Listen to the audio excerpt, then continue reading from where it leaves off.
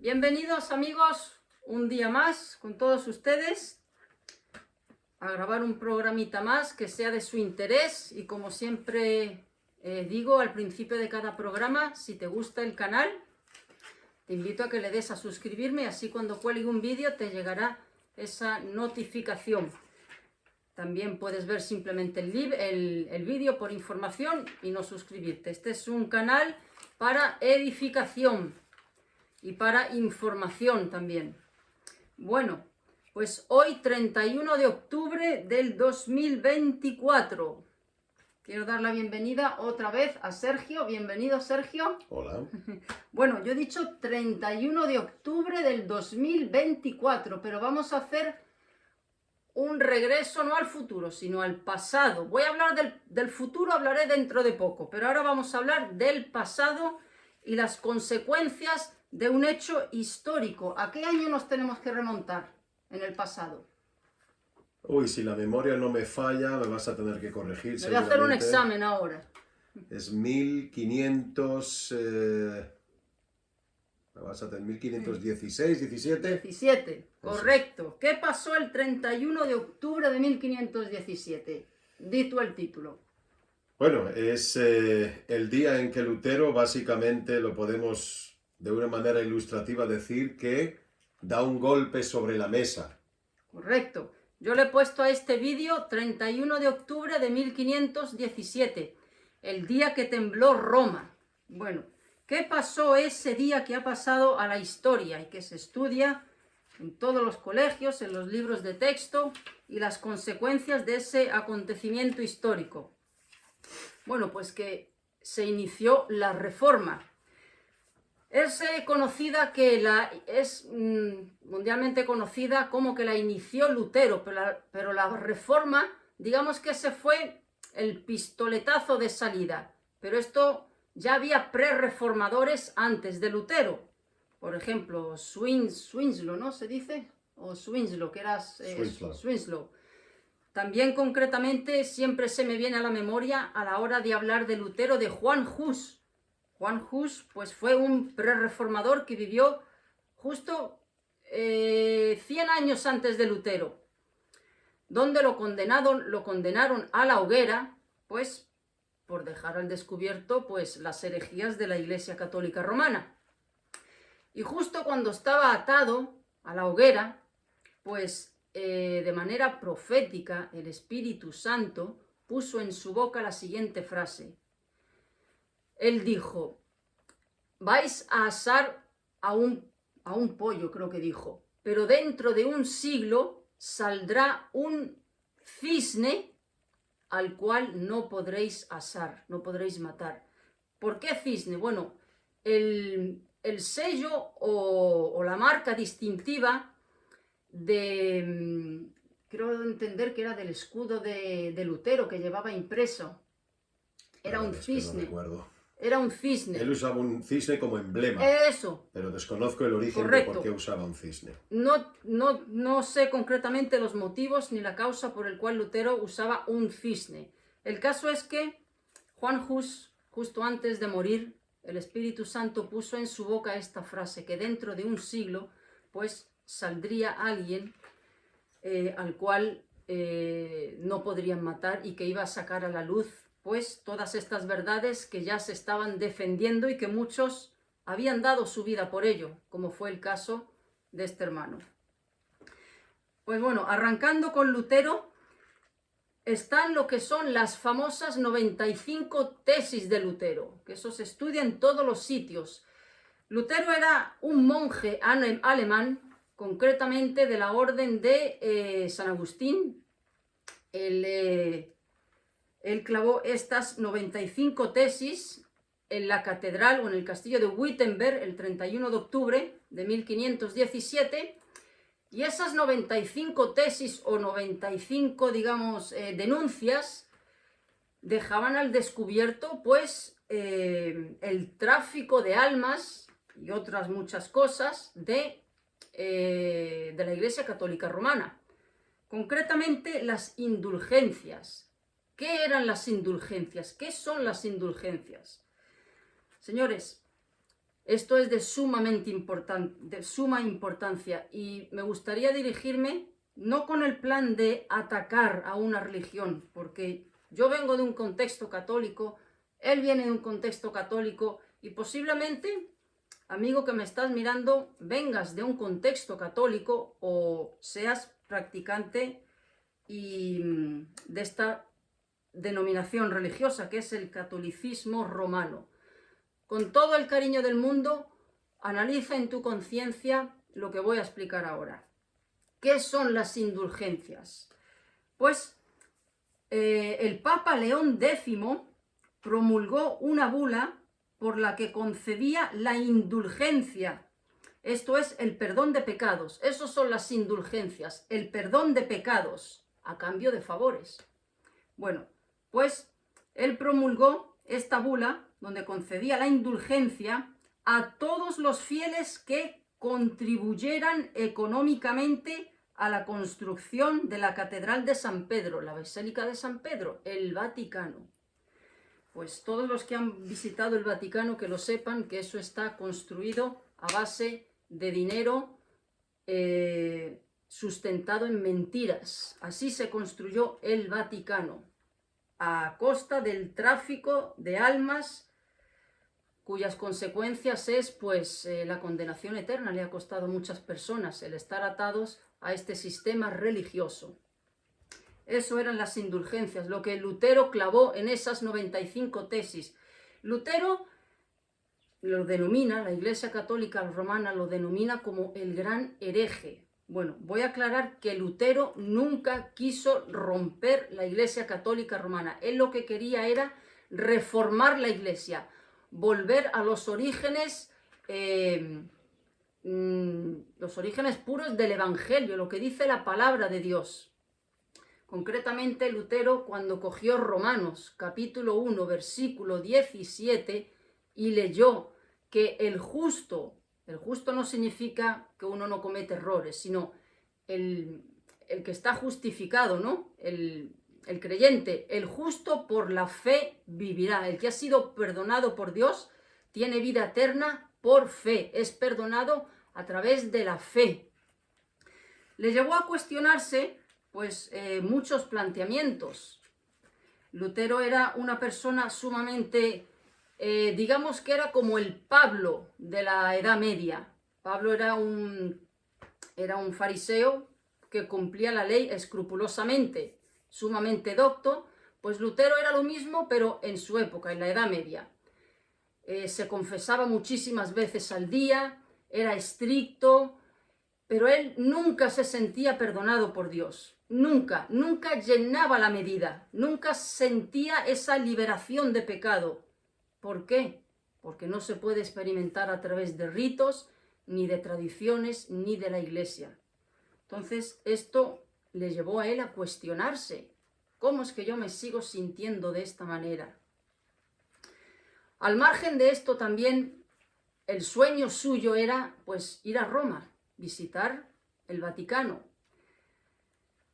A lo que al llegar allí pues encontró lo que encontró, que era, y discúlpenme la expresión, pero era digamos un prostíbulo lo que encontró. Abusos de todo tipo, en fin, si ustedes se meten en YouTube o en Google y ponen historia de la Iglesia Católica Romana, van a ver ahí pues todo el oscurantismo que ha habido a lo largo de la historia. Él quedó sumamente decepcionado y empezó a escudriñar a ver qué es lo que pasaba. Lo cual le llevó a Lutero, pues, evidentemente, a darse cuenta que había sido víctima de un sistema religioso sumamente poderoso, pero que juega con la salvación de las almas. Y es algo, pues, uno se puede equivocar en la vida, en el trabajo, en ciertas cosas, pero cuando uno se equivoca en temas espirituales, es un error de consecuencias eternas, ¿correcto? Así es. Bueno, ¿qué eran las indulgencias? Lo que he explicado ya. Entonces, ¿qué dice, por ejemplo, Dios con respecto al perdón de pecados? Ahora vamos a escudriñar, a explicar un poquitito lo que son esos puntos claves que Lutero llevó en esta reforma. Pero para terminar un poquitito con la explicación del personaje de Lutero, el Papa León X era el Papa actual de esa época. Una vez Lutero clavó esas 95 tesis en el castillo de Wittenberg, pues fue convocado a una asamblea en una ciudad en Alemania que se llama Worms. Esa asamblea se tituló la Dieta de Worms, donde fue una asamblea de los príncipes del Sacro Imperio Romano Germánico llevada a cabo en dicha ciudad. Él fue convocado a comparecer en esta dieta para que se retractara de sus 95 famosas tesis. Bueno, en esa dieta él compareció y no dio su brazo a torcer. De hecho, terminó esa asamblea diciendo las siguientes palabras que han pasado a la historia. Solo me retractaré si lográis convencerme a través de las Sagradas Escrituras. Que Dios me ayude. Y hay una frase de Lutero que a mí me encanta, que es mejor estar divididos por el error que unidos por la mentira. Es una frase verdaderamente que dice mucho de él. Otra frase de Lutero, también que ha pasado a la historia, es que creía que el Papa era el vicario de Cristo, pero resulta que es el anticristo, el anticristo. El opositor de Cristo en vez del vicario. Entonces, eso es un poquitito, digamos, el personaje de Lutero. Dicho sea de paso, pues evidentemente en ese momento explotó la Reforma, lo cual ahí, a raíz de este acontecimiento histórico, empezó lo que es la Santa Inquisición.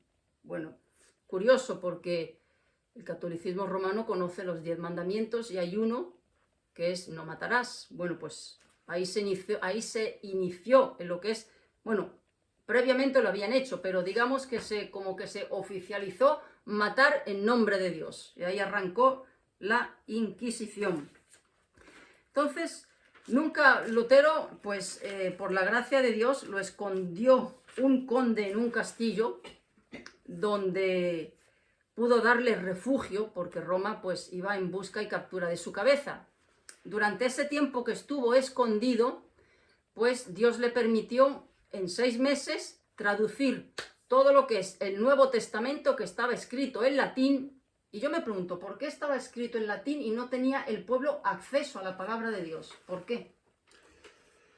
Bueno, una de las razones por las cuales dentro del catolicismo romano solamente se utilizaba obviamente la Biblia conocida como la Vulgata, que es la traducción de los textos del griego al latín. La ceremonia misal, la misa, se llevaba a cabo en latín, y digamos que el idioma nomástico o el idioma oficial de la Iglesia era el latín. Al fin y al cabo estamos hablando del catolicismo romano y el latín era el idioma oficial del Imperio Romano. Ahora bien, ¿por qué? Dos cosas sucedieron a través de los siglos de catolicismo romano. En primer lugar, los feligreses no tenían acceso a los textos bíblicos. Eso solamente la autoridad de la Iglesia era capaz de interpretar adecuadamente y transmitir esa enseñanza a los feligreses. Pero los feligreses no tenían acceso a los textos. En otras palabras, tenían que confiar en las indicaciones, en la interpretación y en la enseñanza del clero, para conocer lo que decían las Sagradas Escrituras, ¿no? Y por otro lado, y de manera muy paradójica, las misas solamente se llevaban a cabo en latín. Pero ¿qué pasa? El catolicismo romano se extiende por gran parte del territorio europeo, por varios reinos y naciones de Europa, y obviamente el pueblo dentro del sistema feudal, los agricultores, los ganaderos, el pueblo, realmente no tenía acceso a la educación para poder aprender un idioma como el latín. Cada uno hablaba pues sus idiomas nativos o regionales. Entonces, cuando asistían los domingos a una misa o a cualquier celebración religiosa llevada a cabo por el clero, pues básicamente hacían una presencia un poco testimonial, porque realmente no podían ser educados ni edificados, porque no podían entender lo que se hablaba desde el púlpito. El idioma del latín lo dominaba solamente el clero o aquellos que estaban en universidades y tenían una educación pagada por, obviamente, por sus parientes ricos, ¿no? Pero en el sistema del feudalismo era una ínfima parte de la población la que realmente tenía acceso a la educación y podía ser educada en el idioma latín. Correcto. Entonces, ahora vamos a citar lo que fueron, digamos, las 5 solas de la Reforma, ¿vale? Las 5 solas de la Reforma y en qué consiste cada uno. Digamos, los 5 puntos grandes de la Reforma. Por ejemplo, es decir, son verdades no negociables del Evangelio. Hay aspectos que son secundarios, que no son de tanta importancia, pero aspectos como estos son innegociables, es decir, inamovibles. Yo creo que es importante, antes de que los menciones y hablemos de ellos, que si bien, como dijiste, la Reforma empieza a haber brotes de este movimiento reformador un siglo y medio antes de estos acontecimientos que estamos narrando acerca de Lutero, y empieza a suceder en distintos puntos de Europa, en las Islas Británicas, en Francia y en otras partes, en Holanda, en otras partes de Europa. Pero lo importante es que estos 5 puntos que vamos a examinar ahora, si bien tienen más ramificaciones, son, como has dicho, los 5 pilares fundamentales en los que se basa la reforma eclesiástica o la reforma del cristianismo, ¿no? Y en cada uno de estos 5 puntos vamos a encontrar una posición que es en muchos aspectos antagónica a la posición que tiene el catequismo del catolicismo romano, y por el cual se dio origen a la división de la Iglesia entre aquellos feligreses que abandonaron el catolicismo romano y se convirtieron en lo que se dominó en aquella época y durante mucho tiempo protestantes. Protestaban ante las doctrinas del catolicismo romano y habían abrazado otras doctrinas que están fundamentadas en estos 5 puntos que vamos a ver a continuación. Y obviamente ese éxodo de la Iglesia y esos nuevos creyentes que nacían a raíz de la predicación del Evangelio provocó una importante persecución religiosa que duró mucho tiempo, principalmente de la mano de la orden de los jesuitas, que se convirtió un poco en el brazo armado del catolicismo romano, y a la cabeza de esta orden estaba Ignacio de Loyola. Entonces, uno de los lugares donde más cruenta fue esta persecución fue en España, también lo fue en Francia, también lo fue en Bélgica, en los Países Bajos, e inclusive también hubo persecución en el Reino Unido. Y ya que estamos hablando un poquito de historia, pero sin querer desviarme mucho más del tema, esta persecución religiosa fue uno de los principales catalizadores de la emigración de europeos hacia el continente americano y concretamente hacia lo que es Norteamérica, básicamente Estados Unidos y Canadá. Muy interesante lo que has dicho, porque se me viene a la mente ahora una frase de Juan Pablo II, el Papa viajero, el que estuvo 27 años viajando por todo el mundo, donde él hizo esta apreciación. Dice, ¿cómo es que nosotros, que hemos exportado el catolicismo romano a Sudamérica y Centroamérica, sea tan pobre, y el protestantismo que ha llegado a Norteamérica sea tan rico? Él se paró a pensar, ¿por qué eso? Curioso ese dato. Sí, sin duda. Hablando ahora que he dicho lo de Juan Pablo II, porque él ha mencionado este aspecto, hablando de las indulgencias, no me desvío del tema, pero hablando de las indulgencias, no mucho tiempo antes de morir, le preguntaron que dónde iba él después de la muerte. Y dijo Juan Pablo II, tengo confianza en que habrá suficientes fieles rezando por mí para sacarme del purgatorio. Yo me pregunto, señores, y a este señor y a los que lo han sucedido y los que le han precedido se les llama Santo Padre. Si son santos, ¿por qué dicen que hay que rezar por ellos? Por ejemplo, Hebreos 9:27 dice, está establecido para el hombre que muera una sola vez y después viene el juicio, donde de qué porción de la palabra de Dios han sacado este lugar de purificación antes de ir al cielo. Simplemente como anécdota. Ahora vamos a adentrarnos en todos estos aspectos. Por ejemplo, una de esas 5 verdades innegociables del Evangelio es solo la gracia. Solo la gracia significa que la salvación es gratis, no se compra. Concretamente, la palabra de Dios afirma en Efesios capítulo 2, versículo 8, que dice, porque por gracia sois salvos. Gracia es un favor que uno no merece. Por gracia sois salvos, por medio de la fe. Y esto no de vosotros, que es un don de Dios. Sergio, explica, por favor, qué significa sola gracia. Sí, de hecho quiero leer antes, como parte de la respuesta, el versículo 9 de ese mismo texto. Dice, continúa diciendo, no por obras, para que nadie se gloríe. Otras traducciones dicen, para que nadie se jacte, ¿no?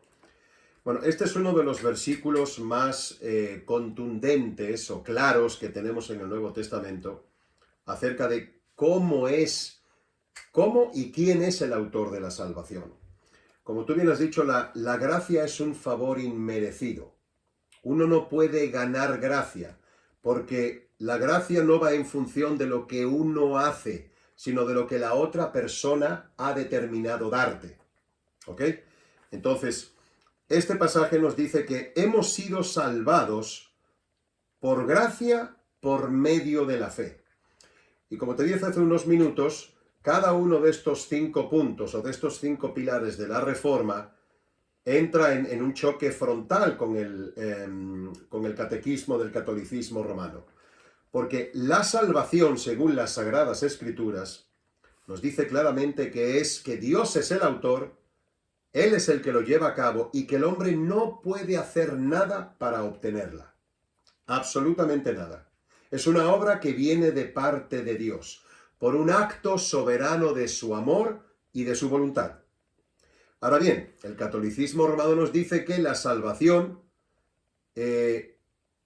consiste en 3 aspectos. Es como una ecuación de 3 factores.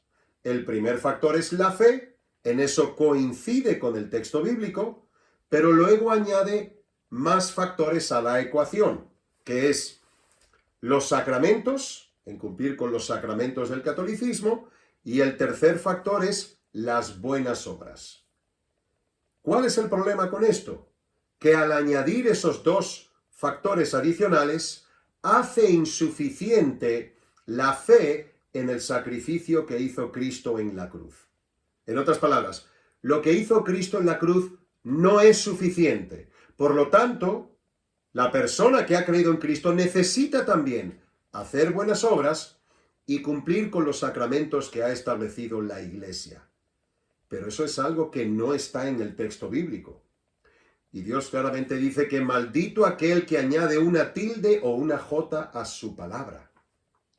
Entonces, ya para resumir este punto que es de suprema importancia, el versículo 9 del texto nos dice después, no por obras para que nadie se jacte, pero si yo tengo que cumplir con los sacramentos y si yo tengo que llevar a cabo buenas obras, entonces sí estoy añadiendo obras. Y cuando el ser humano hace obras, irremediablemente, su corazón se llena de vanagloria. Y el problema de la vanagloria es que le resta gloria a Dios, que es el único merecedor de la gloria. A una puntualización, ¿podríamos ser salvos por obras? Claro que sí. A ver, pero hay alguien que pueda cumplir desde que uno nace, no. Desde que ya viene uno con pecado. Exactamente. Entonces, el camino de las obras... En caso de que uno naciese sin pecado, que no es así, todos somos culpables y pecadores nada más nacer, pero vamos a imaginarnos que nacemos sin pecado y empieza a darse al contador hasta la tumba. podemos vivir una vida sin un mal acto, sin un mal pensamiento, sin una mala palabra. Si es así, podemos ser salvos.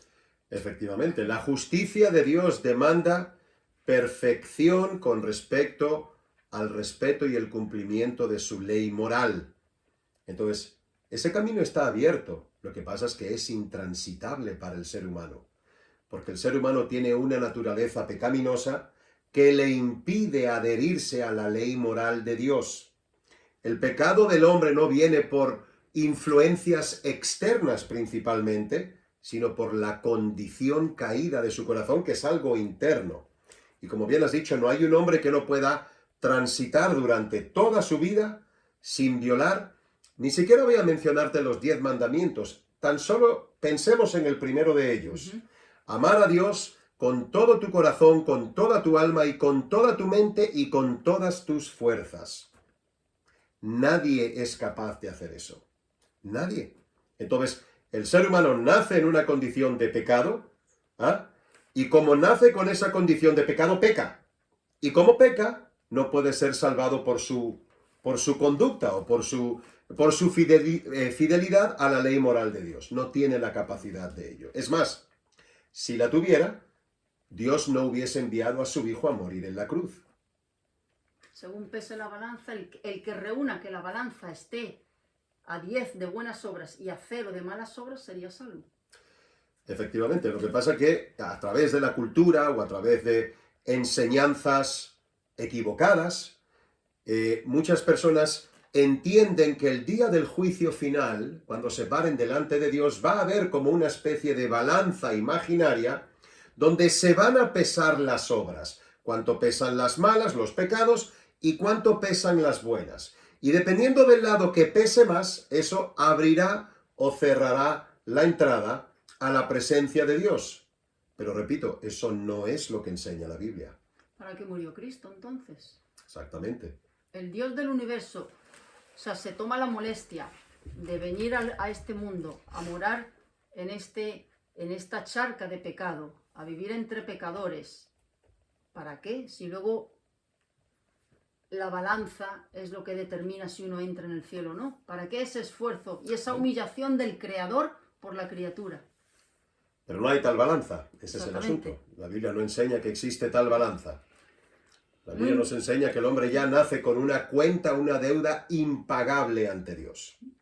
Muy interesante lo que has dicho de que el ser humano, el pecado lo llevamos dentro, nace de dentro, porque hoy en día se dice, sobre todo hoy en día, que el ser humano es bueno y el que es malo y hace actos terribles es culpa de la sociedad, es culpa de haber nacido en un hogar desestructurado, o digamos que el ser humano es bueno y si actúa mal o es malo es por factores externos, no internos. Es evidente que hay factores externos que pueden tentar disparar a que todo lo que hay dentro de nosotros, obviamente, provoque una acción pecaminosa o un pensamiento pecaminoso. Pero remontémonos vamos a poner como ejemplo a 2 niños que tienen básicamente 1 año de haber nacido. Su estimulación del mundo exterior es prácticamente nula, porque no tienen todavía la racionalidad para que sea estimulada por medio de esos factores externos. Imagínate que ponemos esos 2 niños en un corralito, ahí donde se meten los niños chiquitos a jugar para que no se escapen y ahí estén. Ponemos 2 niños en un corralito y ponemos un solo juguete en medio de ellos. Es cuestión de minutos para que empiece a manifestarse el pecado que hay en su corazón. Y no hay ninguna estimulación exterior. Ahí vamos a ver la codicia, vamos a ver la envidia, vamos a ver la ira, vamos a ver el egoísmo en 2 criaturas que nuestra sociedad catalogaría como inocentes. Correcto. Mas, sin embargo, el pecado ya está en su corazón y se manifiesta en cosas pertinentes a su edad de una manera muy preliminar. De hecho, por ejemplo, la Iglesia Católica Romana lleva a cabo un rito que no sirve para nada, pero reconocen que ese bebé ya viene con algo malo, que es el pecado original. Correcto. Lo que hacen, pues no tiene ningún sustento bíblico, porque uno debe de hacer eso cuando se ha arrepentido de sus pecados y es consciente. Te refieres al bautismo. bautismo, correcto. Pero digamos que en este aspecto, pues reconocen que el ser humano no es bueno, viene ya dañado por el pecado. Perfecto, pues ese ha sido el primer punto. El segundo punto, creo que lo has explicado ya, es solo la fe, donde la salvación es por fe, no es por obras. Como Así bien es. has citado Efesios capítulo 2, versículo 9, que dice, no por obras, para que nadie se gloríe. ¿Cuál es el problema, Sergio, de la gente, de todo el mundo? Cuando uno habla con las personas, incluso gente de diferentes religiones, diferentes extractos sociales, condición económica, de cualquier tipo, pero todos coinciden en que la gente que actúa bien, de una u otra manera, Dios le va a tender la mano. Sí. Yo con todo el mundo que hablo, todo el mundo opina eso. ¿Por Sí, qué? es bastante común. Digamos que es como la carnada del diablo. Sí. La respuesta es muy sencilla y es el desconocimiento de la palabra de Dios. Entonces, vamos a llegar un poquito más adelante a otro de los 5 pilares de la Reforma que nos habla acerca de la importancia o la supremacía que tiene la palabra de Dios. El ser humano, efectivamente, como dices, se ve bueno y en ocasiones comete actos malos. Mas, sin embargo, la Biblia claramente nos enseña, y repito, lo podemos observar desde muy temprana edad, que el hombre tiene un corazón que está enfermo de pecado. Y eso lo lleva a pecar y a cometer malos actos, malos pensamientos, malas emociones, pero al mismo tiempo el ser humano, por la razón de haber sido hecho a imagen y semejanza de Dios, tiene la capacidad de obrar y hacer el bien también. ¿Ok? El problema es que nosotros solemos medirnos de acuerdo a nuestros estándares. Dependiendo de con quién yo me compare, yo puedo parecer malo, muy malo, regular, bueno o muy bueno.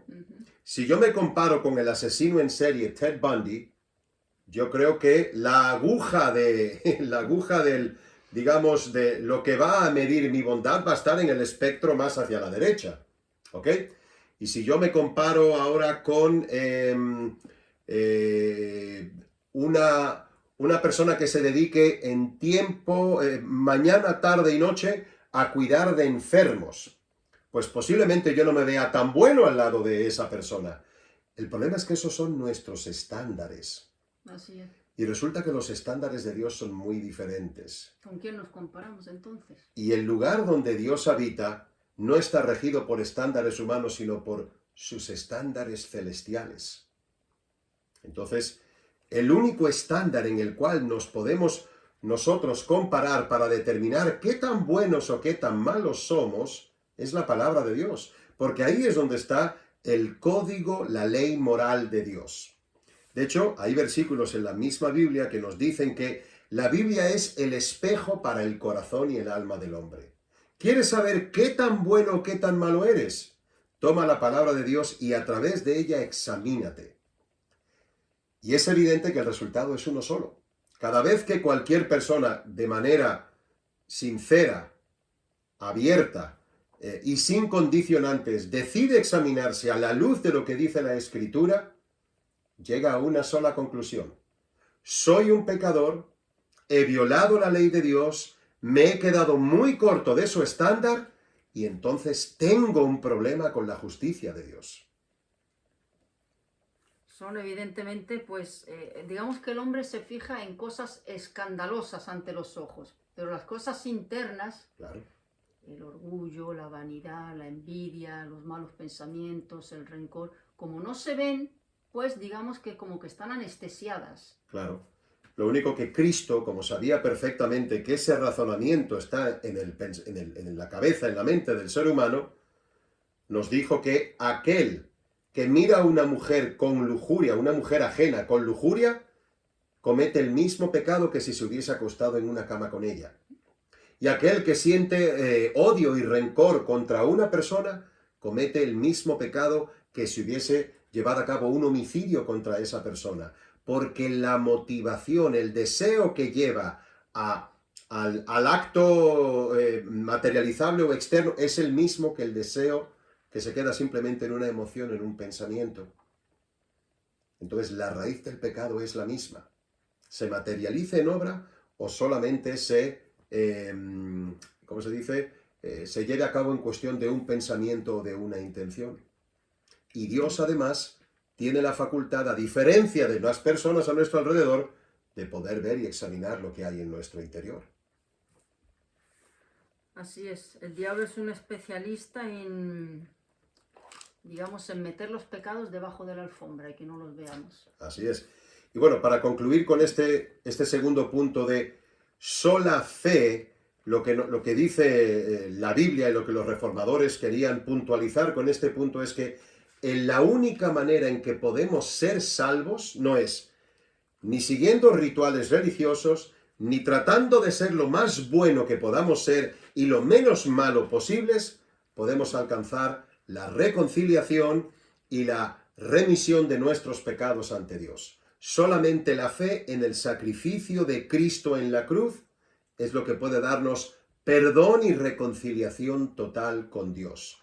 De hecho, Cristo dice a sus discípulos en Juan 14:6, yo soy el camino, la verdad y la vida. Nadie viene al Padre sino por mí.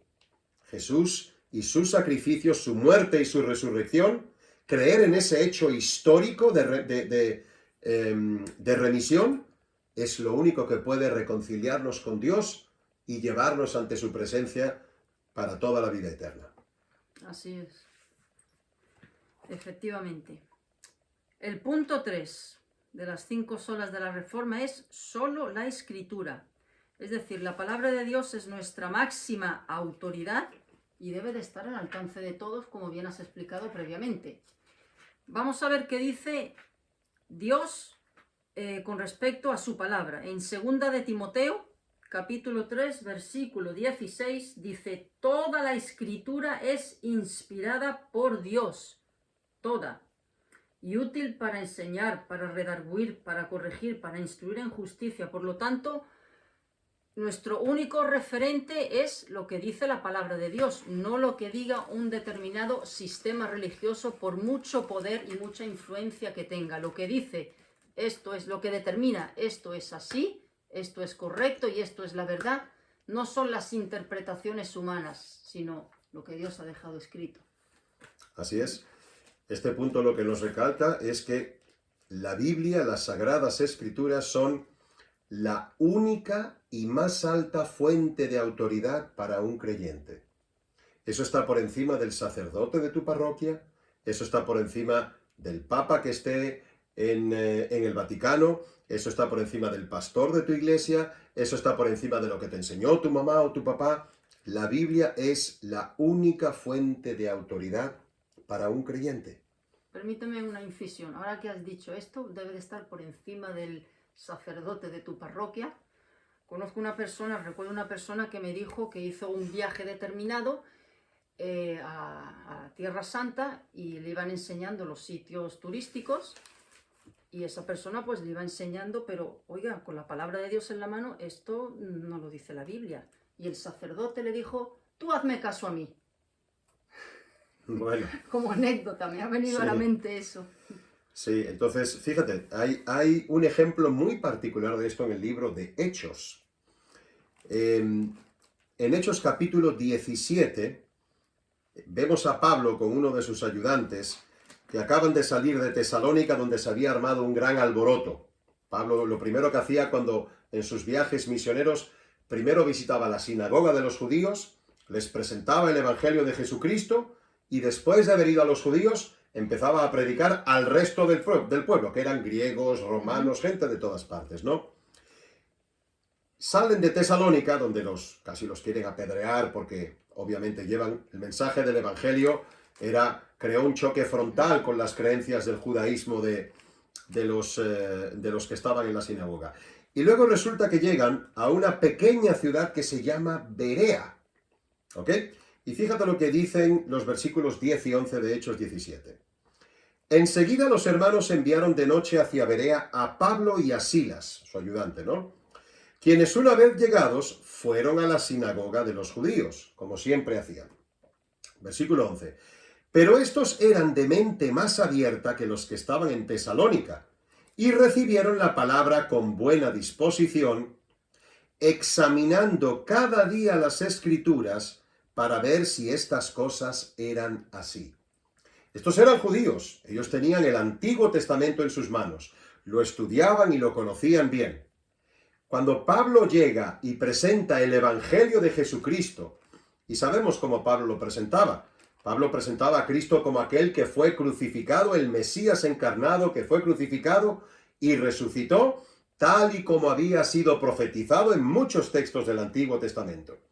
Bueno, cuando Pablo les presenta esto a los judíos de Berea, en lugar de rebelarse contra él y sacarlo como hicieron los de Tesalónica, lo que hacen ellos es que van al Antiguo Testamento para ver si lo que Pablo está diciéndoles es congruente con lo que dice la Escritura. Bueno, esa es la esencia de este tercer punto de la Reforma. Correcto. La Escritura tiene la última palabra porque la Escritura es la voz de Dios escrita. No hay mayor autoridad para un creyente. Ni siquiera las autoridades civiles están por encima de la palabra de Dios. Ni las civiles ni las religiosas. Hay una frase que me acuerdo que dice muy buena: si Dios le llama pecado, tu opinión no importa. No importa. No importa. Exactamente. Y eso, como bien dices, abarca tanto el ámbito religioso como el ámbito, pues, a nivel de gobiernos, a nivel de cualquier cosa. Cualquier cosa. Cualquier cosa. A lo malo llamarán bueno y a lo bueno llamarán malo. Por ejemplo. Perfecto. Cuarto punto, por ejemplo, solo Cristo. Es decir, Cristo es el único mediador entre Dios y el ser humano, el único camino al cielo. Primera de Timoteo, capítulo 2, versículo 5, dice Dios claramente: porque hay un solo Dios y un solo mediador, Jesucristo, hombre. ¿De dónde salen, Sergio, estas enseñanzas de que María media por nosotros? Bueno, eso tiene un origen, en primer lugar, el catolicismo romano no es el primer sistema religioso que tiene una diosa que intercede por los hombres.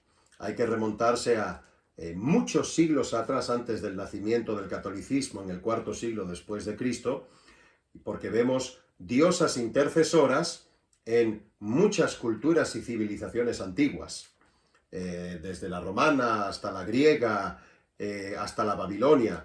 Entonces, en la historia de la humanidad, siempre que una nación o un imperio ha crecido, se ha hecho poderoso, eventualmente ha sucumbido y ha caído al poder de otro que lo ha invadido y lo ha conquistado.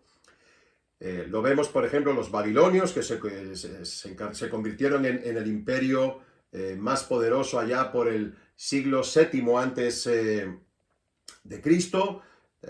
Conquistaron a los sirios y a los asirios, quienes habían conquistado parte de Egipto, y así sucesivamente, ¿no? Después de los babilonios surge el imperio medo-persa, que derrota a los babilonios, y en el mayor esplendor del imperio medo-persa surge un desconocido general de nombre Alejandro Magno, unifica las ciudades-estado griegas y hace una invasión fulgurante, y el imperio griego conquista todo Medio Persa y mucho más allá. Y al poco tiempo de eso, muere Alejandro, se divide el imperio entre sus 4 generales, y paulatinamente va naciendo en fortaleza el imperio romano, que acaba tragándose al imperio griego y se convierte en el imperio más poderoso en la época de Cristo, ¿no? Entonces, eso ha pasado a través de la historia humana, y no solamente en esa parte del mundo. Si nos vamos a Asia o nos vamos a Mesoamérica, hay también grandes civilizaciones que conquistaron y fueron conquistadas, y así sucesivamente. Cuando eso sucede, se da a cabo algo que se llama sincretismo, que es la mezcla de religiones. Tomemos, por ejemplo, el ejemplo entre el caso particular de los griegos y los romanos. La mitología griega, si nos fijamos en sus dioses, en Zeus, en Neptuno, etcétera, etcétera, siglos después de haber sido conquistados por los romanos, lo único que ha cambiado con esos personajes son sus nombres. Entonces, todos esos... Zeus es Júpiter, Correcto, todos Neptuno esos... ahora es Poseidón, pero el sistema religioso básicamente sigue siendo el mismo y adopta ciertos matices, ¿no? Pero toda esa mezcla es la que ha derivado, ya digamos haciendo un viaje hacia el presente, en ese culto a una diosa madre. Porque todas estas civilizaciones tenían diosas madres que eran intercesoras entre los dioses o las deidades y los hombres. Y lo que sucedió con el catolicismo romano es que cambió el nombre de esas diosas madres y obviamente el nombre, y ahora se convirtió en María. Correcto, y por ejemplo en el Vaticano todos esos santos que tienen alrededor, creo entender que Pedro, por ejemplo, es Júpiter. Pedro, el apóstol Pedro, Júpiter. El otro, pues son nombres de dioses paganos y ellos los han declarado santos. Ese es el sincretismo que no solamente se ha dado en el catolicismo romano, sino en muchas religiones también. Es irremediable cuando sucede este tipo de conquistas y de apropiación por parte de una nación o de un pueblo sobre otro. Que hoy en día estamos viendo eso, que la Iglesia Católica sigue haciendo lo mismo, sobre todo de la mano del que es Papa actualmente, ese ecumenismo, porque este Papa concretamente está haciendo una alianza, pues bueno, hace poco, no mucho, se estaba reuniendo con un líder del budismo, es decir, él comparte y se congracia con quien tenga que hacerlo con tal de llevarse bien. Sí, pero nuevamente, apoyándonos en el punto 3 de la Reforma, la única fuente de autoridad y de verdad para un creyente son las Sagradas Escrituras. Y las Sagradas Escrituras nos dicen que el único camino a Dios es a través de Cristo.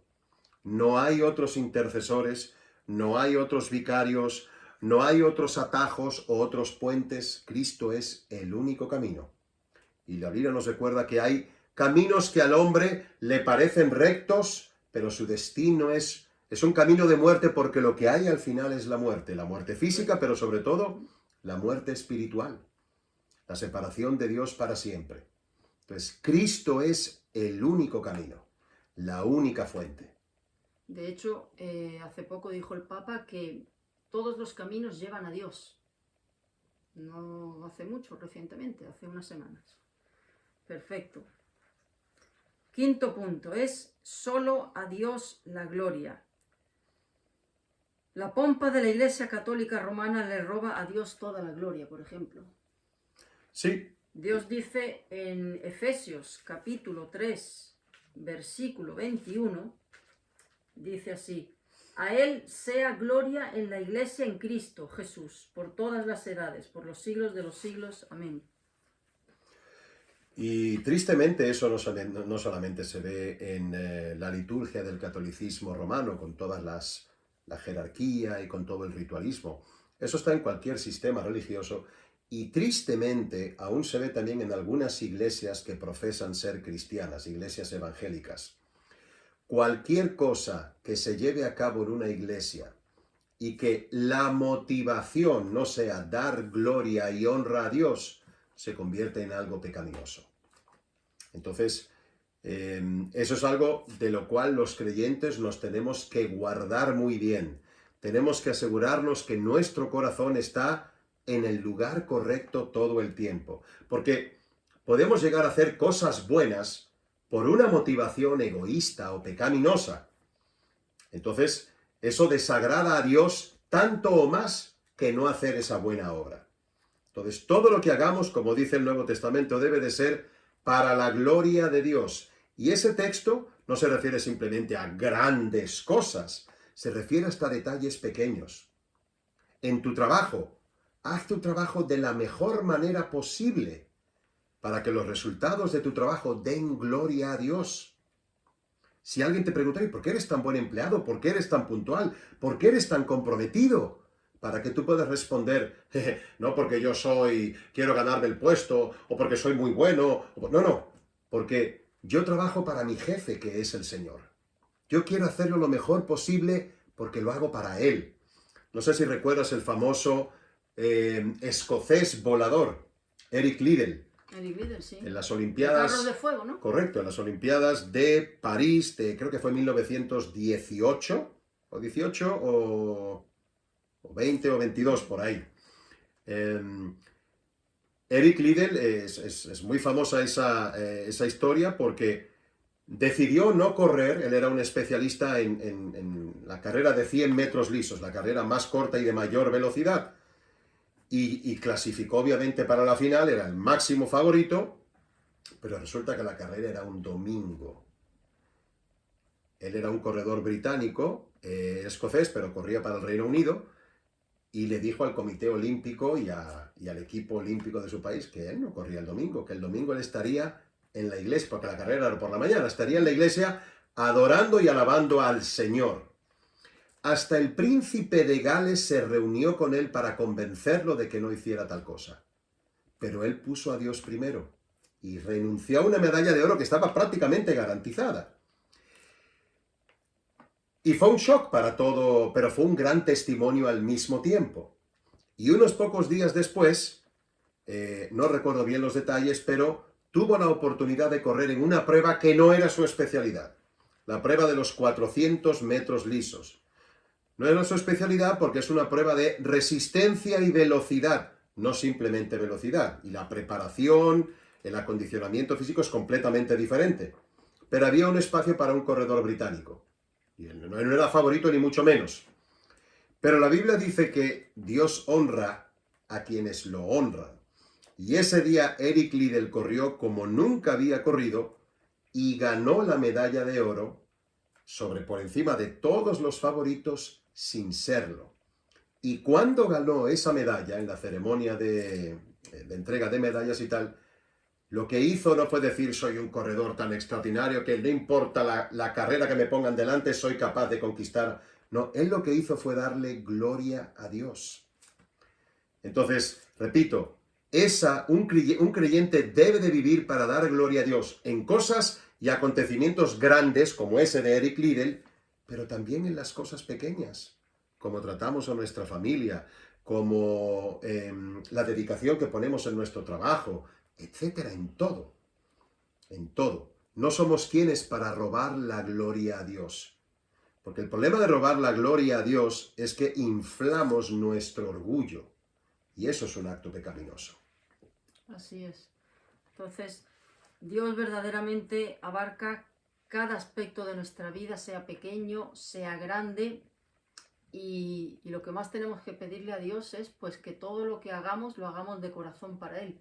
Sean actos, sean intenciones, sea nuestra forma de hablar, sea incluso nuestro tono de voz. Todo. Cristo está en todos los aspectos. Entonces, Sergio, me gustaría que enviases a nuestros oyentes que no conocen al Señor. Yo concluyo haciendo una oración, pero sí me gustaría que hicieses a esas personas que con todo el respeto y el cariño del mundo, esto como bien he dicho anteriormente, no es para atacar. Nosotros venimos de un contexto católico, bautizados y la comunión, todo. Pero llega un momento donde tenemos que analizar si lo que nos han inculcado, lo que nos han enseñado es lo correcto, porque somos el producto de donde hemos nacido, de donde hemos crecido. Si hubiésemos nacido en el Tíbet, pues seríamos budistas, ¿no? Si hubiésemos nacido en Afganistán, pues estaríamos... Yo pasé unos años de mi infancia en un colegio de monjas, por ejemplo. Y fui ayudante de monaguillo y todas esas cosas. Pero eso no nos excusa de decir, bueno, es que esto es lo que me enseñaron. Cada ser humano es responsable de buscar la verdad. ¿Y dónde está la verdad? En Juan 14:6. Jesús dijo, yo soy el camino, yo soy la verdad y la vida. Entonces hay muchos caminos en la vida, muchísimos, y muchos que dicen que van al cielo, pero Dios dice en Romanos capítulo 3, versículo 4, sea Dios veraz y el hombre mentiroso. Entonces me gustaría que nuestros oyentes, que son católicos, que tienen... Hay mucha gente católica, honesta, sincera, que verdaderamente pues quiere agradar a Dios, quiere estar bien con Dios, pero ¿de qué sirve mucho potencial de fe o mucha seguridad, pero si está depositada en el lugar incorrecto. ¿De qué sirve? Porque yo he hablado con gente católica que tiene muchísima más fe que yo. Yo a lo mejor tengo una sí, he visto gente que tiene una fe inmensa, pero está en el lugar equivocado, en un banco que va a quebrar. Es mejor tener 1 euro en un banco que es seguro que tener 1 millón de euros en un banco pues que no es garantía. Entonces, este tipo de oyentes que no son las religiones. Dios, cuando nos presentemos delante de Él, no nos va a decir, a ver, de qué denominación o de qué religión es. Nos va a decir, esto fue lo que yo hice en la cruz. ¿Qué hiciste tú con esto? Con el sacrificio que yo hice por pecadores como tú. ¿A quién le creíste? ¿A lo que te inculcaron? Lo siento, no es excusa, eres responsable de haber investigado dónde estaba la verdad. Entonces, estas personas que viven atadas, esclavizadas por un sistema religioso, pues que no se han molestado por escudriñar dónde está la verdad, o que tienen miedo a saber la verdad, o que tienen miedo a desmarcarse por miedo, no sé, al ámbito social donde viven, pero que piensen que lo que está en juego es la salvación del alma. No es equivocarse de cojo este trabajo o no cojo este trabajo, sino que no estar seguro en este aspecto implica una condenación eterna o una eternidad junto a Dios en el cielo. Entonces, un mensaje a estas personas que hoy en día, pues el diablo, lastimosamente, es la verdad, están en un sistema engañados. ¿Cómo pueden salir de ese engaño? Tú mencionabas que la fe es importante, pero más importante que la fe es el objeto de la fe. Entonces, la verdad no es una declaración, no es algo utópico, la verdad es una persona, y esa persona es Jesucristo, el Hijo de Dios encarnado, que vivió una vida perfecta conforme a la ley moral de Dios, y que llevó a cabo un sacrificio donde derramó toda su sangre, porque la palabra de Dios nos dice que si la sangre no es derramada, no puede haber remisión o perdón de pecados. La justicia de Dios, que es perfecta, no es como la justicia humana, que si tienes algún enchufe o pagas un dinero por debajo de la mesa, te puedes librar de una sentencia o te pueden rebajar la sentencia. No, la justicia de Dios es perfecta e ineludible. Dios no puede tener por inocente al pecador. Entonces, alguien tenía que pagar, alguien tenía que morir. Y esa persona que Dios envió para llevar a cabo esa obra es Jesucristo.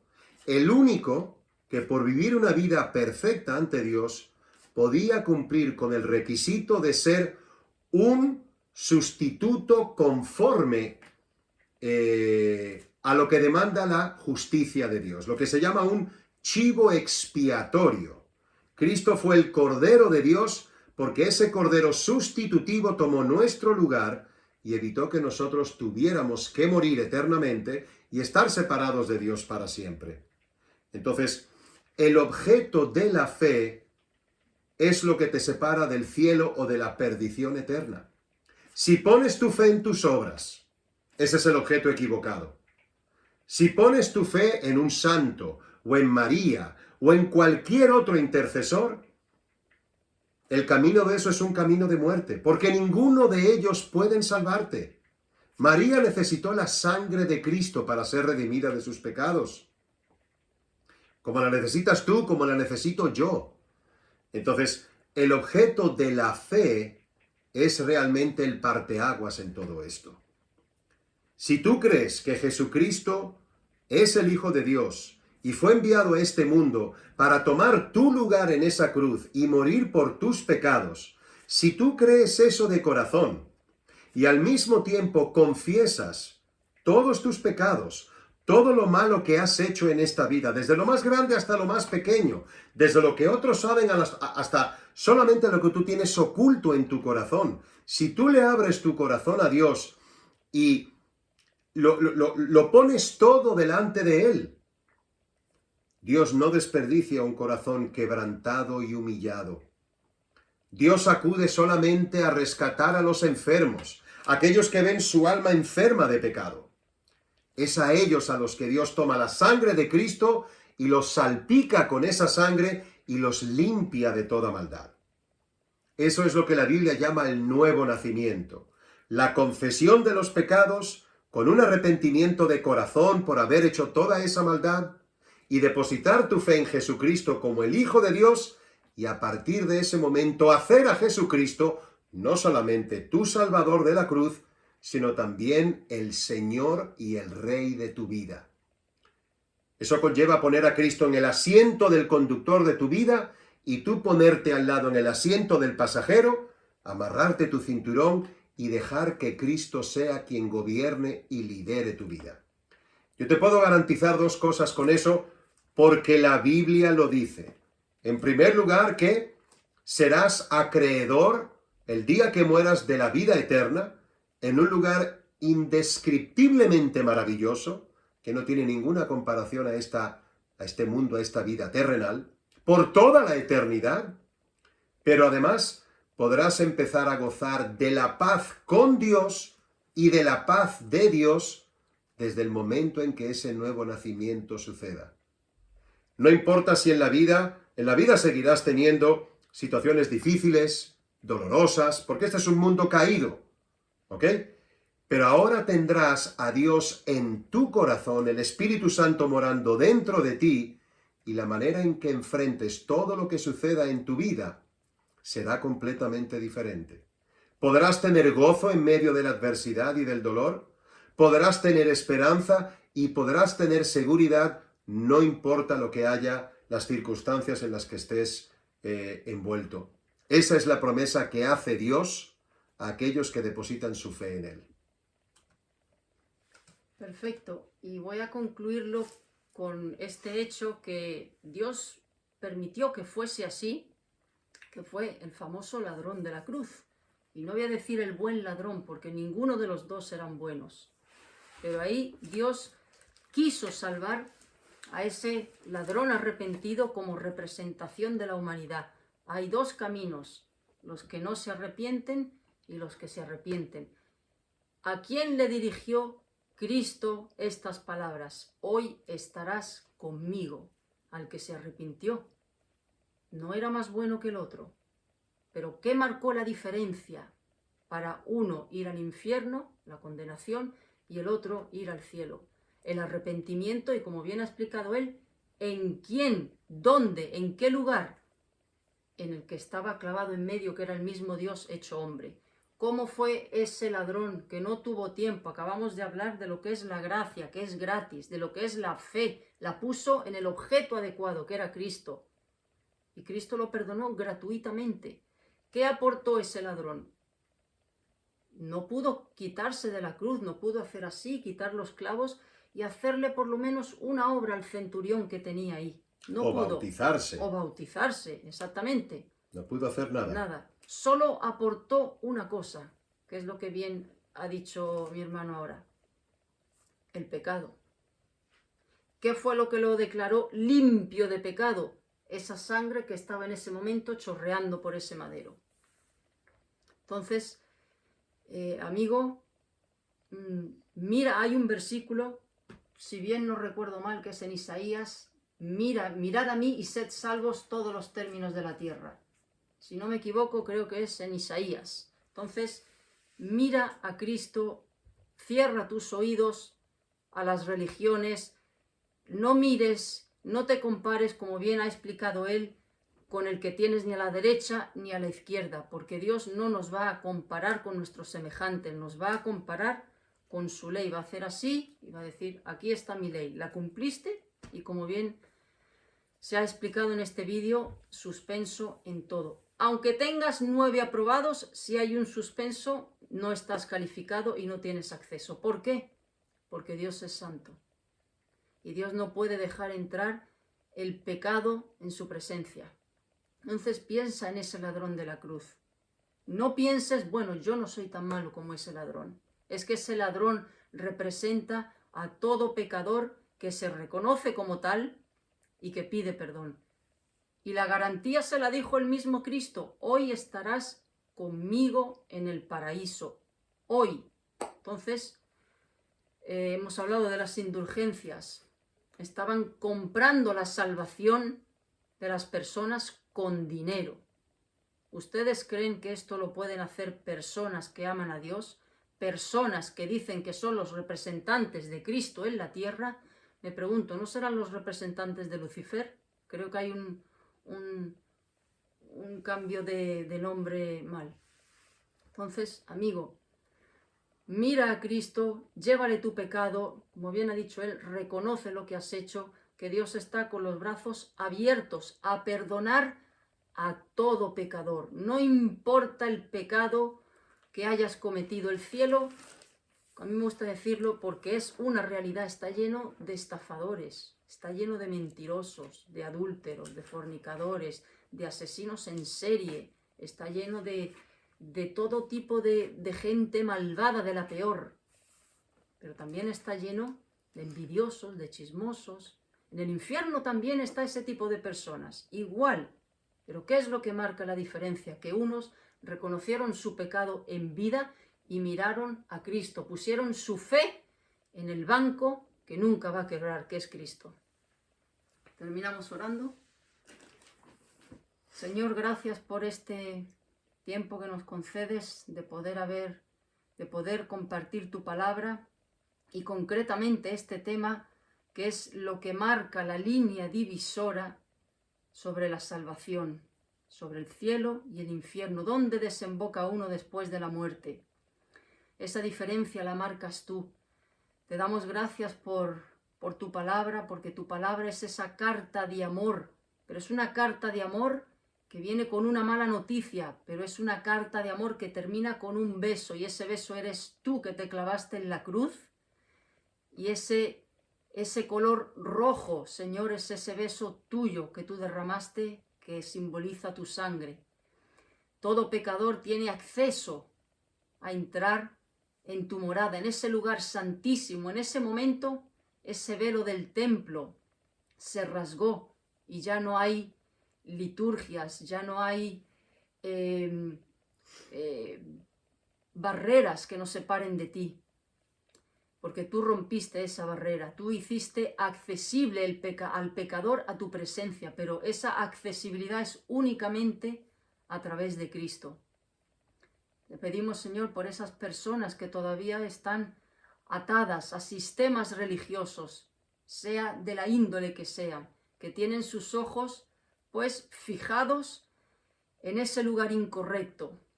Yo te pido que dirijas sus miradas a ti, a ese Gólgota, y a esas palabras que tú dijiste: consumado es decir, está todo hecho, no hay nada que hacer. Ponles en el corazón esa inquietud por sus almas, ponles en el corazón esa convicción de pecado, ese quebrantamiento, ese arrepentimiento y humillación. Derrama misericordia en todos aquellos, y gracias por tu palabra, gracias porque levantaste a hombres pecadores, pero sacudiste sus conciencias y los dirigiste para que pusiesen sus ojos en lo que tú dices, en tu palabra, y no en sistemas religiosos ni en palabra de hombre. Gracias por ese gran Salvador que eres tú. Gracias porque tu paciencia es grande y todavía tienes tus brazos extendidos a todo pecador. Y te pedimos por los que están viendo este vídeo, que tú les hables, Señor, a través de nuestras torpes bocas, para que puedan ver que no somos nosotros los que estamos hablando, sino que es el mismo Señor llamándolos con cuerdas de amor, con susurros en el oído. Óyeme a mí, óyeme a mí. ¿Y cómo se te puede oír a ti? Pues a través de tu palabra, donde no hay equivocación ni error. Gracias por este tiempo, y como bien dice ese quinto punto de la Reforma, solo a ti sea la gloria por los siglos de los siglos. Amén. Amén. Gracias, amigos, por este tiempo compartido. Esperamos y deseamos verdaderamente de todo corazón que medites que solo tenemos una vida. La muerte nos puede sorprender en cualquier momento y las excusas de, bueno, es lo que yo conocía, lo siento. Una vez traspasamos la barrera de la muerte, ya no hay posibilidad de rectificar los errores. Así es que te invito a que escudriñes este tema, busques una Biblia, la descargues del móvil. Gracias a Dios, este aparatito ha traído mucha bendición, muchas cosas malas también, pero Dios ha permitido que a través de la tecnología, pues su palabra corra por todo el mundo. Así es. Pues muchas gracias y hasta la próxima. Gracias.